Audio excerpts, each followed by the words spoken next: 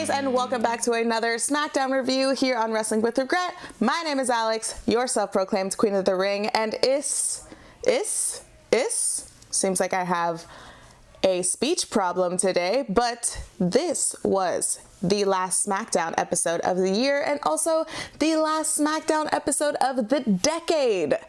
So how did it all go down? Let's just jump into it. We have the triple threat match between The Miz, Daniel Bryan, and King Corbin, and Daniel Bryan is in the ring, and King Corbin is carried on what I believe is called a sedan. He's pretty much being a spoiled, annoying brat, but he's doing such a good job being a heel. He's doing such a good job being annoying, but he comes out, he's pretty much saying like he doesn't want to wrestle him. He deems Daniel Bryan unworthy, and then Roman Reigns' music hits, and then his security guards that are carrying him, King Corbin, on his sedan, he gets thrown off, he flips out, he starts yelling at the security guards, and of course Roman Reigns isn't gonna come out because he's right behind King Corbin, and Roman Reigns attacks King Corbin, and King Corbin runs away, sorry, words are hard, he runs away, and I guess he is injured and he cannot compete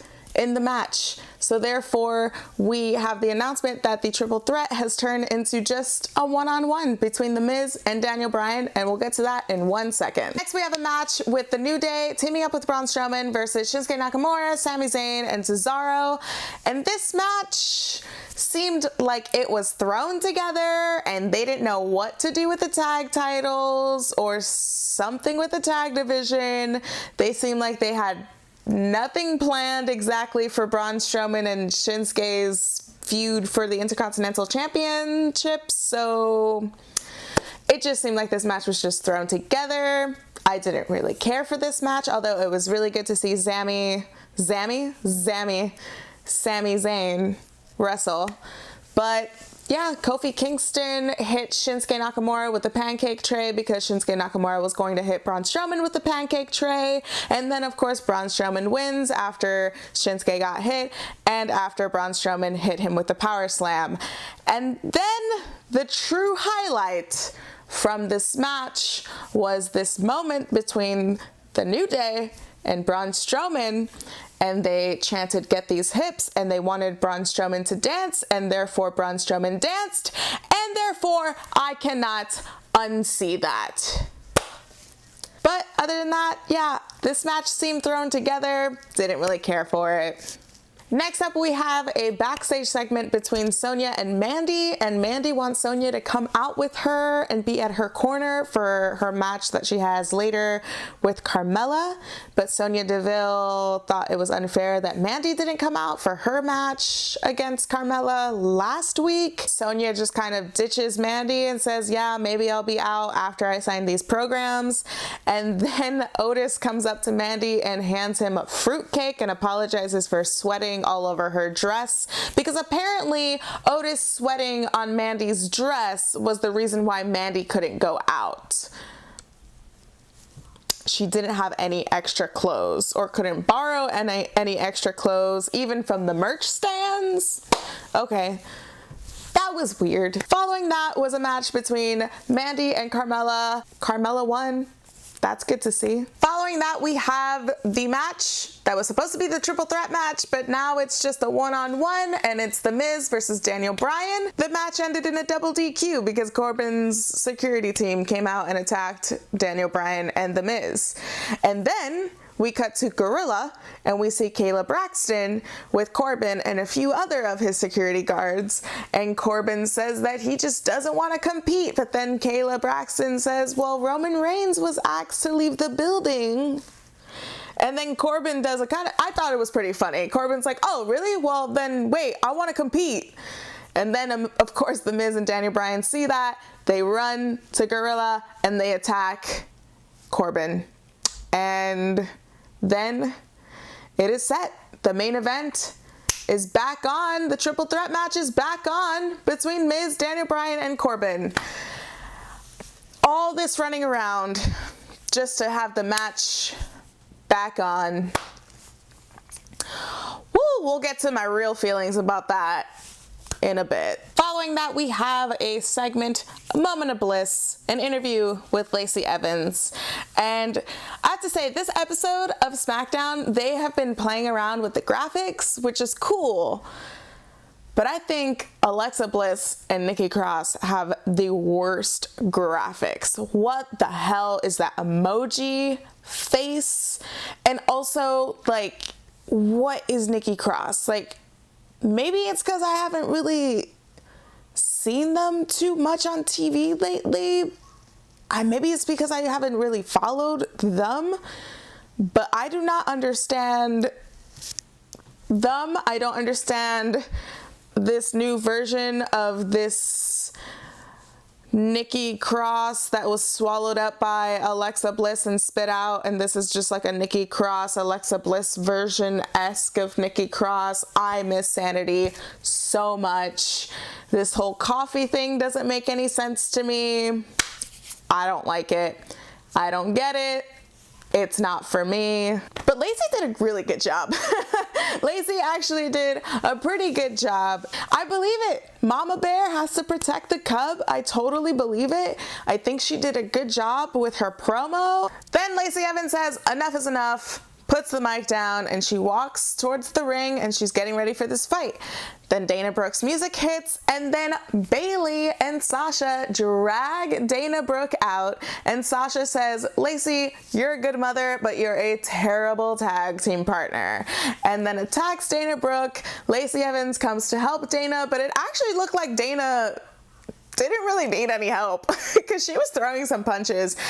And then they cut to commercial break, comes back to this match. It's a tag team between Bayley and Sasha versus Lacey Evans and Dana Brooke. And Dana Brooke has impressed me so much. I am loving her matches. I think she's doing a great job. I think this match was the match of the night. This was the most invested I was towards a match because of the feud between Lacey and Sasha. I think Bayley is doing a good job, and everyone just did a really good job in this match. I thought this was match of the night. And then Sasha Banks wins with the bank statement and makes Dana tap. And I just have to give it up again for the girls. I think this was a really good segment. This was, again, the most invested I was during a match. And anything else that happened in this episode, this is definitely the one match that I vividly remember because I was really into it.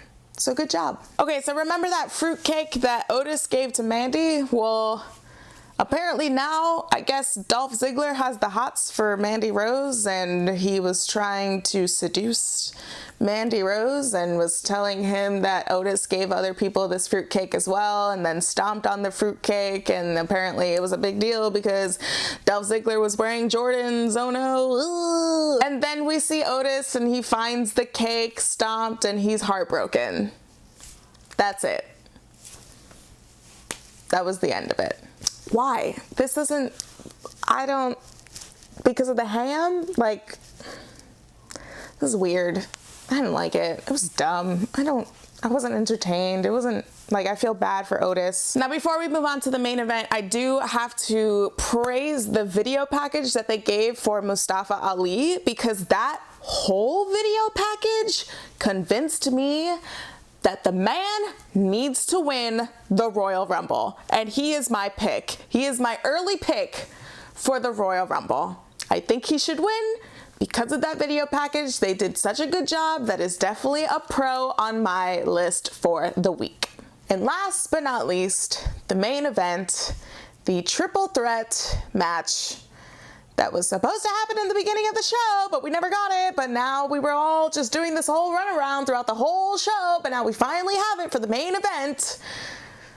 The Miz, King Corbin, and Daniel Bryan to determine who's going to face Bray Wyatt for the title at the Royal Rumble.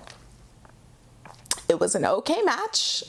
At one point, was that like a southern accent? Dolph Ziggler came out to help King Corbin, but then Roman Reigns came and dragged Corbin out of the ring and attacked him to help Daniel Bryan and The Miz, but then Daniel Bryan won by submission. There was never, ever, ever, ever, ever a point throughout the whole match that I thought, oh no, Corbin's going to win. All this running around, like all this running around throughout the whole show of having the match, not having the match, then having the match, and then yada, yada, yada, like,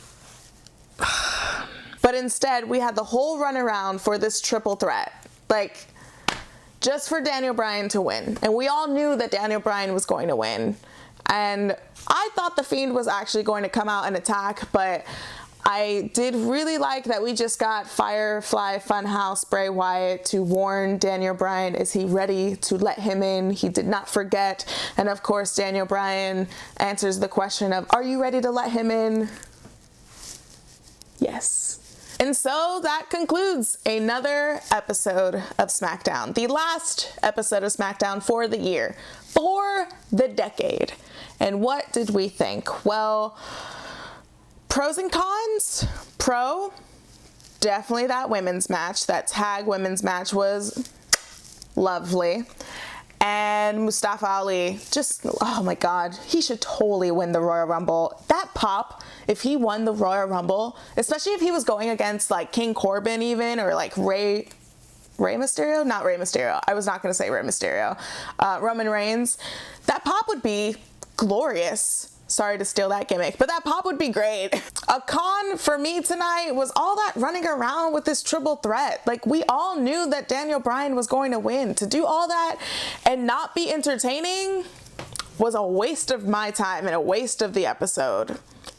So with that being said, I would give this episode a D. It wasn't very good. But that's my thoughts on this week's SmackDown review. But what do you guys think? Let us know in the comments below, and make sure to give this video a thumbs up if you like it, share it with all your friends, and subscribe to Wrestling with Regret. And if you want to follow me on social media, I'm at _Queen of the Ring on Instagram, and I'm at Queen of the Ring on Twitter, and I also have a YouTube channel called Queen of the Ring. You can follow me, subscribe. All of those good things will be down below. But thank you so much for watching, and we will see you next year, 2020. The first episode of SmackDown 2020. I will see you guys next week. As always, my name is Alex, your self-proclaimed Queen of the Ring, and I will see you guys next week. I already said that. We're already repeating ourselves. 2020, here we come. Bye, guys.